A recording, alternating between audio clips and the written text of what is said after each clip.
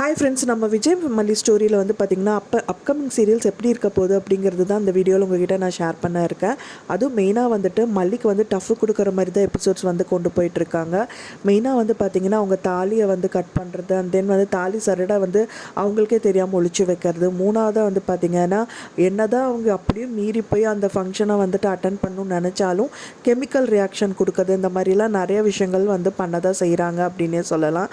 So இதில் வந்து பார்த்திங்கன்னா முதல்ல வந்து தாலியை வந்து கட் பண்ணுறாங்க. ஸோ அதை எப்படி தாலி இல்லாமல் ஃபங்க்ஷன் அட்டன் பண்ணுவான்னு சொல்கிறாங்க. ரெண்டாவது வந்து பார்த்திங்க அப்படின்னா தாலி சரடை வந்து ஒழிச்சு வச்சுருக்காங்க.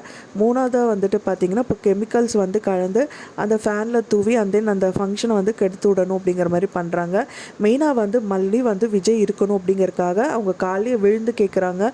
ஆனால் விஜய் வந்துட்டு பார்த்திங்கன்னா எனக்கு ஆஃபீஸ் வேலை தான் முக்கியம்னு சொல்லிட்டு அங்கேருந்து போயிடுறாரு. ஃபைனலாக வந்து பார்த்திங்கன்னா அன்னபூர்ணி அம்மா வந்துட்டு இந்த ஃபங்க்ஷன் எப்படி நடக்கணுங்கிற விதிமுறைகள்லாம் சொல்கிறாங்க. அது வந்து வெண்பாப்பா கேட்குறாங்க. அதுக்கு என்ன சொல்கிறாங்கன்னா, விடிய காலையில் சூரிய உதயத்துக்கு முன்னாடி எந்திரிக்கிறது மட்டும் இல்லாமல் வந்து ஃபுல்லாக குளிச்சுட்டு அண்ட் தென் வந்து பார்த்திங்கன்னா எதுவுமே சாப்பிடக்கூடாதுங்கிறத விட தண்ணி கூட குடிக்கக்கூடாது. அந்தளவுக்கு கடுமையான விரதம் தான் இருக்கணும். அது மட்டும் இல்லாமல் அந்த அம்மனுக்கு வந்து படையல் பண்ணலாம் வச்சுட்டு சாமி கும்பிட்டதுக்கப்புறம் தான் சாப்பிட்ணும் அப்படிங்கிற மாதிரி சொல்கிறாங்க. ஸோ அந்த மாதிரி எல்லாம் வந்துட்டு எல்லாம் சொல்லிகிட்டு இருக்கும்போது ரஞ்சிதா கேட்டவுடனே இதுக்கு ஏதாவது ஒரு விஷயங்கள் பண்ணி தான் ஆகணும் அப்படின்னு சொல்லிட்டு தான் அவங்க வந்து கரெக்டாக அவங்க வந்து சாமி கும்பிட்டுருக்கிற டயத்தில் வந்துட்டு அந்த பூஜையை வந்து கெடுக்கணும் அப்படின்னு சொல்லிட்டு அங்கே ஒரு ஃபேன் வந்து போட்டுவிட்டுட்டு அதில் கெமிக்கல்ஸ் ஏதோ கலந்த மாதிரி வந்துட்டு போட்டு விட்டுறாங்க. ஸோ அது வந்து பயங்கரமாக புகையை வந்து கலப்புது அப்படின்னு சொல்லலாம். ஸோ அதை வந்து சுவாசிக்கிற போது அவங்களால வந்து சுத்தமாக கான்சன்ட்ரேட் பண்ண முடியல. அங்கே வந்து பயங்கர காஃப் வருது அவங்களுக்கு. ஸோ அப்படி இருந்தும் வந்துட்டு அன்னபூர்ணி அம்மா பூஸ்டப் பண்ணுற மாதிரி அவங்களுக்கு வந்து நிறைய பூஸ்டப் கொடுக்குறாங்க. தயவு செஞ்சு எழுந்திரிச்சிடாத மல்லி, நீ உட்காந்து எப்படியாவது அந்த பூஜையை வந்து முடிச்சிடு அப்படிங்கிற மாதிரி தான் சொல்கிறாங்க.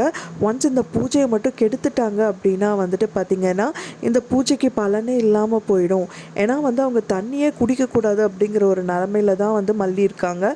தண்ணியை குடிக்க வைக்கணுங்கிறதுக்காக தான் இந்த விஷயங்கள் எல்லாமே பண்ணுறாங்க.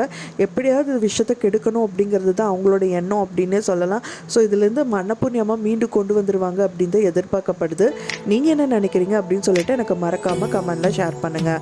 நான் சொன்ன இந்த தகவல் உங்களுக்கு பிடிச்சிருக்கா ஃப்ரெண்ட்ஸ்? பிடிச்சிருந்தா மறக்காமல் லைக் பண்ணுங்கள், ஷேர் பண்ணுங்கள், கமெண்ட் பண்ணுங்கள், சப்ஸ்கிரைப் பண்ணுங்கள். மேலும் இன்னொரு மல்லி சீரியல் அப்டேட்டோட நெக்ஸ்ட்டு பின் பண்ணுறேன்.